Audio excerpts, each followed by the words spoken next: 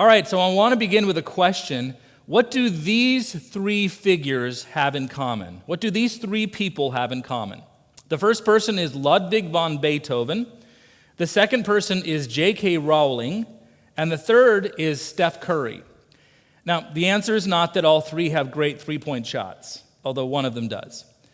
Ludwig van Beethoven was a great composer. He was a composer since the time he was a child. Then in 1798, out of the blue and all of a sudden, he loses his hearing completely.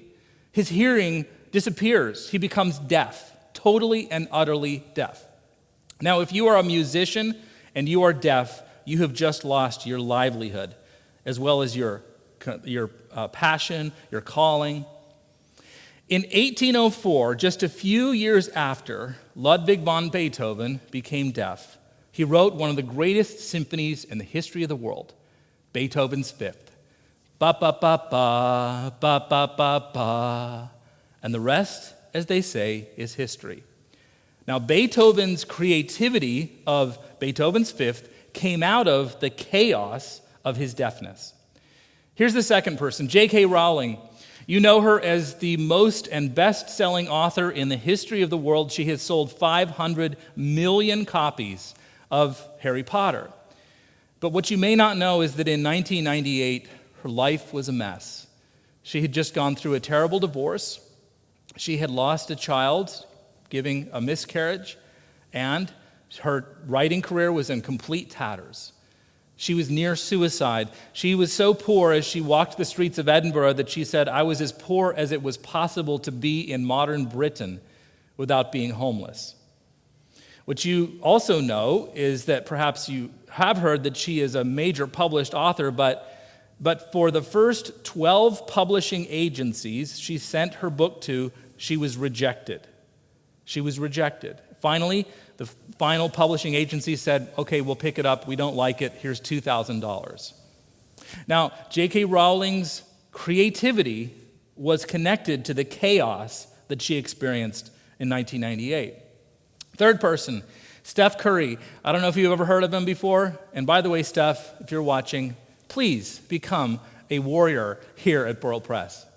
But Steph Curry, as you know, if he was to retire today, would be the greatest player in the history of the game. He is going into the Hall of Fame as the greatest three-point shot, the greatest free throw shot. He is a phenom. But what you may not know is that he almost didn't make it into the sport of basketball. Being only 6'3", with bad ankles and a bad back, he was rejected from his top choice of university, Virginia Tech. And so he went to a tiny little Presbyterian college in North Carolina called Davidson. There he played and excelled.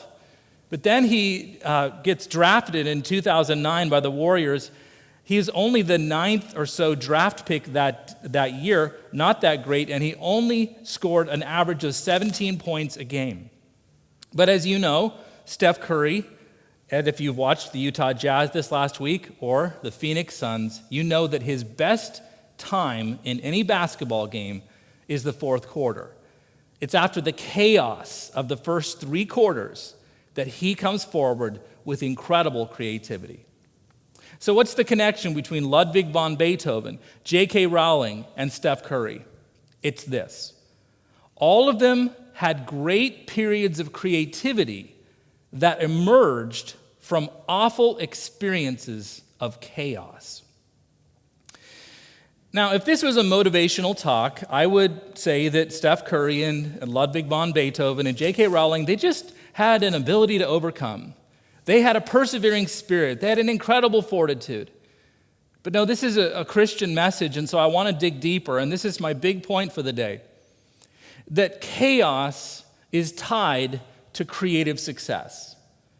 In other words, we cannot have creative success or creativity unless we have chaos.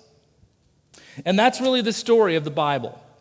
If there is a biblical truth from Genesis to Revelation, it's that God brings creativity out of chaos. Creation itself comes out of chaos. The universe is this formless void. Darkness is everywhere over the surface of the deep. Then God speaks into the chaos. Let there be light. And God creates. In other words, creation wasn't possible without the chaos of the universe before. We can go on. There are so many other illustrations in the Bible. Noah, there's a flood. There's water upon the surface of the earth. Everything is flooded and destroyed. Life is corralled into this little boat, this ark. After 40 days and 40 nights, Noah releases creativity out of the ark, literally life itself. The Israelites in the wilderness, they are there for 40 years. They struggle through the chaos of famine or hunger or lack of water. They struggle with argumentation. And yet God brings them after 40 years out of the chaos of the wilderness into the promised land. We might rename the promised land the creative land. That is where God creates a new people. Now again, what I want to say here is pretty bold, that creation was actually not possible without the chaos before it. That the life that the earth had would not have happened after the ark if it wasn't for the flood. That the promised land would not ever have been the promised land without the wilderness. That chaos is connected to creativity. Now here's what I want to talk about today. We have just finished one of the most chaotic years of all of our lives. It's been chaos on the health front with this pandemic. It's been chaos on other issues, including race and justice. It's been chaos in our politics. It is utter and total chaos. And here's the good news. Even though we're not out of it, and we should never minimize the losses that we have experienced as a people, we need to expect that just as God brought creativity out of chaos in the Bible, God is about to bring creativity out of chaos in the world that we know today.